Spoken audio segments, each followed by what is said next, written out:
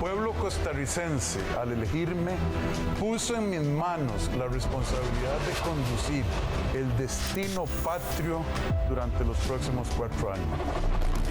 Gracias por continuar con nosotros. Estamos en entrevista con el señor vicepresidente de la República, Stefan Brunner, y analizamos el avance del trabajo que se ha hecho en los primeros 100 días del gobierno de la administración Rodrigo Chávez Robles. Don Stefan, gracias por continuar con nosotros. Antes de ir a la pausa, mencionaba usted el tema de la ruta del arroz, un tema aplaudido por muchos, cuestionado por otros. En algún momento conversamos sobre el tema y hablábamos sobre intereses particulares de empresas o empresarios, ¿verdad? La menor cantidad.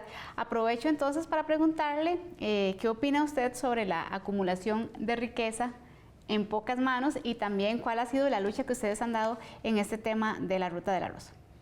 Bueno, lo primero que hay que ver es que esa concentración primero, digamos que rasguña el sentido de justicia de prácticamente todas las personas, lo consideran injusto porque la acumulación se da no por ser un excelente empresario, por tener mucha visión, sino por beneficios y ayudas que les da el sistema en detrimento de la mayoría de la gente.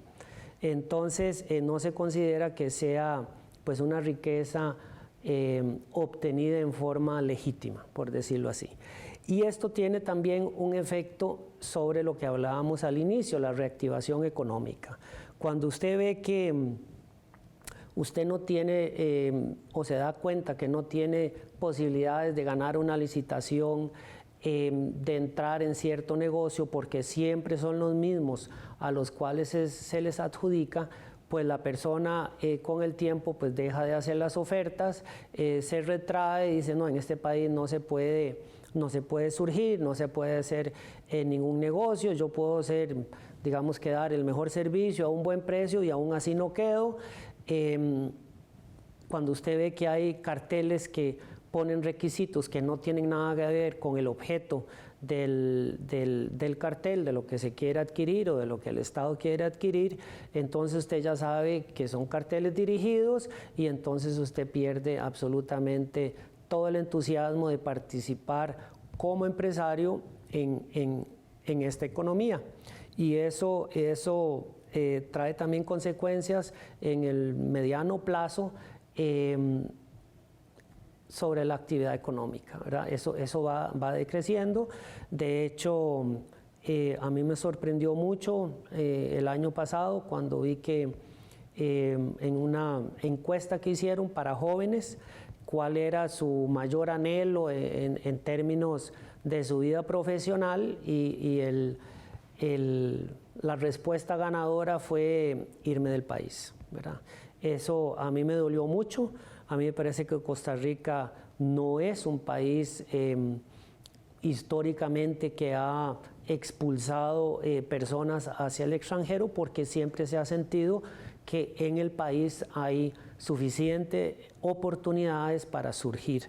Y parece que en las nuevas generaciones este sentimiento ya no es el preponderante. Siempre hemos tenido un foco ahí en Pérez Celedón, donde les gusta irse más para el norte, pero eso ha sido como la excepción. En general, el costarricense siempre se ha caracterizado por estar feliz y contento en su país. No han habido ninguna oleadas de migraciones por crisis políticas o temas similares, digamos, a nuestros vecinos del norte. No hemos tenido oleadas de migración, y entonces ese resultado a mí me dolió mucho, porque dije, ahora sí sobrepasamos aquí un umbral donde ya los jóvenes no ven oportunidad y su único deseo es irse al extranjero para tener más oportunidades. No sé cuál extranjero al que se referían, pero probablemente a nuestro vecino del norte, el grande. Y eso a uno sí le duele, porque ya uno para sus hijos pues tampoco quisiera que su única oportunidad para surgir profesionalmente sea emigrando de este país, en el país en el que nacieron. Eso no le duele. Ahora hablemos de la ruta del arroz. Le voy a ser sincero, yo pensé que iba a venir más oposición.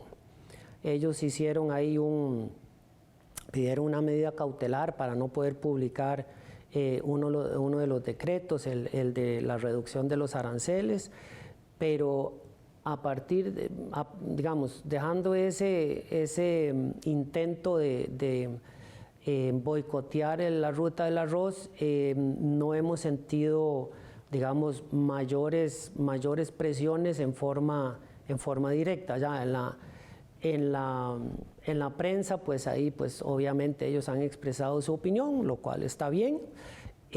Nosotros hemos publicado la nuestra. Las razones que nosotros tenemos para hacer lo que hicimos, porque realmente ya está, los decretos ya están vigentes en este momento, ¿verdad? Ya el arancel bajó al 4,5% y al 5%.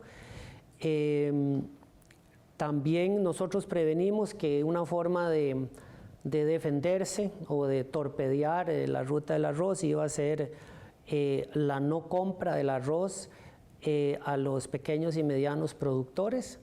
Eso tampoco se ha dado en la medida en que pensamos que se pudiera dar. Nosotros ya habíamos prevenido digámoslo así, ese contraataque con la firma de unos convenios de recibo de arroz con unas arroceras pequeñas y medianas, las cuales en este momento les quiero agradecer que hayan tomado esa decisión de acompañarnos en el recibo del arroz de los productores, pues que ya habían sembrado mucho antes de que nosotros siquiera hubiéramos iniciado la ruta del arroz, ¿verdad? Lo cual hubiera sido un crimen para mí el dejarles perder el arroz sencillamente como una medida de presión para oponerse a estos cambios. Pero yo tengo que decir que más bien esperábamos más oposición y sobre todo una oposición más feroz, ¿verdad? Yo creo que tal vez nos ayudó mucho la opinión pública, que ha estado en términos generales muy a favor de nosotros y sobre todo también a favor de estos cambios que estábamos proponiendo. Yo me imagino que eso fue un tema que ellos midieron y que si se hubieran opuesto de esa forma más contundente, probablemente la opinión en el barómetro de la opinión pública hubieran caído en no muy buenas manos, y yo me imagino que ellos midieron eso también, y tal vez por eso es que hasta ahora nos hemos digamos que podemos estar contentos de que haya salido así como está saliendo en este momento. Todavía quedan dos cosas pendientes: la compra de algunos del arroz de algunos de los productores, que efectivamente pues el CNP fue el que hizo esos convenios y está comprando, y la parte del subsidio, que lamentablemente eso por la regla fiscal en este momento no lo podíamos hacer por decreto, sino que tiene que ser una autorización de ley para darle el subsidio a aquellos productores pues que decidan bajo estas condiciones dedicarse a otros cultivos. Esa parte queda pendiente, así como la asistencia técnica que también el MAC les va a dar. Eso sí se los va a dar indistintamente de que pase o no pase la ley del subsidio, pero esos son, digamos, los últimos pasos que nos quedan a nosotros ya para completar la ruta del arroz. De la mano del arroz está la canasta básica. Hemos llegado a los niveles más altos históricamente, una situación que muchos costarricenses quieren saber si se va a solucionar. Tenemos el problema también internacional, la guerra en Ucrania, lo cual está encareciendo muchos de los productos. La gente dice, ya no me alcanza, estoy gastando inclusive hasta 20,000 colones más cada vez que voy a comprar el diario. ¿Cuáles esfuerzos se han hecho desde el punto de vista económico trabajo de parte de su cartera para lograr reducir o tal vez estabilizar los precios de estos productos tan básicos que son de nuestro diario en el país? Sí, bueno, como usted bien lo dijo, esta es una inflación importada que ya se viene gestando en el caso de la crisis de los contenedores desde hace más de un año. Costa Rica es una economía abierta, nosotros tenemos muchos productos que son importados y entonces pues obviamente si se multiplica un servicio básico para el transporte y el comercio internacional como el flete, que se multiplicó en algunos casos por 10, ¿verdad? En otros casos solo se multiplicó por 3, pues en algún momento eso el empresario lo tiene que trasladar a los precios al consumidor y pues hoy tenemos el resultado que tenemos. Aparte de eso, pues el petróleo, ¿verdad? Que como todos los bienes, insumos, proveedores, hay que llevarlo al supermercado, en todo interviene el transporte, que en Costa Rica utilizamos combustibles fósiles, pues entonces eso también empezó a encarecer mucho los productos alimenticios. A raíz del petróleo, también los fertilizantes, ¿verdad? Y todos los productos que utilizan mucha energía en su fabricación o elaboración, pues en general pues tienen un efecto de ese aumento del combustible. Entonces, desde ese punto de vista, el punto de vista de costos, no podemos hacer mucho. Costa Rica no tiene naviera, nosotros no determinamos los fletes de ninguna forma y tampoco los combustibles. Entonces ahí, por ese lado, no podemos hacer mucho. Lo que nos queda hacer es, para los hogares muy vulnerables, que ya están en pobreza o pobreza extrema, lo que vamos a hacer es ampliar la cobertura de algunos programas de Limas, que lo que hacen es entregar un monto que equivale más o menos a un diario por familia al mes. Lo vamos a ampliar bastante, no puedo decir cuántos miles de familias, pero son decenas de miles de familias que les vamos a ampliar esa ayuda. Eso yo creo que lo menos que puede hacer una sociedad para los que pues los ingresos ya no les alcanzan ni para la comida. Y por el otro lado, pues vamos a fomentar la competencia entre los supermercados, entre los detallistas, entre los que elaboran alimentos. Probablemente eso lo vamos a lograr mediante una divulgación de los precios de los alimentos en los diferentes establecimientos que venden alimentos. Yo recuerdo hace 20 años yo ya participé en un programa así del MEI que se llamaba Monitoreo de Precios, donde poníamos a competir a las grandes cadenas de supermercados y efectivamente eso resultó en una furiosa competencia de precios y esperamos que pues de esa forma incentivar a los supermercados y a las pulperías a que bajen en lo posible sus márgenes de intermediación para ayudar a las familias que están con unos ingresos que apenas les alcanza para comer o ya ni para eso. Se nos pasaron 30 minutos rapidísimo, ¿verdad, don Estefan? Así es.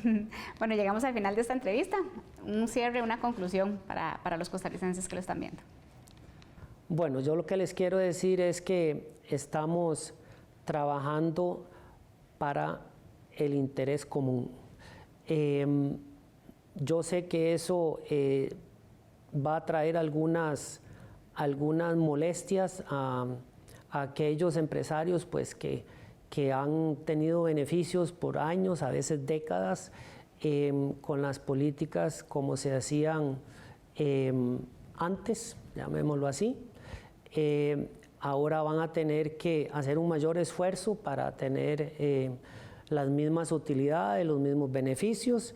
Eso lo entendemos, pero nos parece que eso es un desarrollo de la economía muy saludable y pues que se van a tener que acostumbrar a que las cosas van a ser así, al menos durante estos 4 años.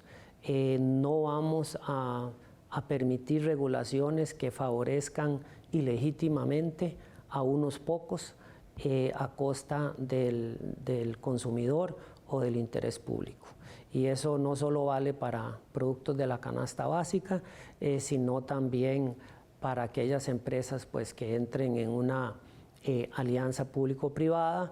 Estoy hablando de posibles concesionarios o por ejemplo, ve ahora lo que pareciera que va a suceder con Riteve, pues que vamos a bajar casi la tarifa a la mitad de lo que estaba.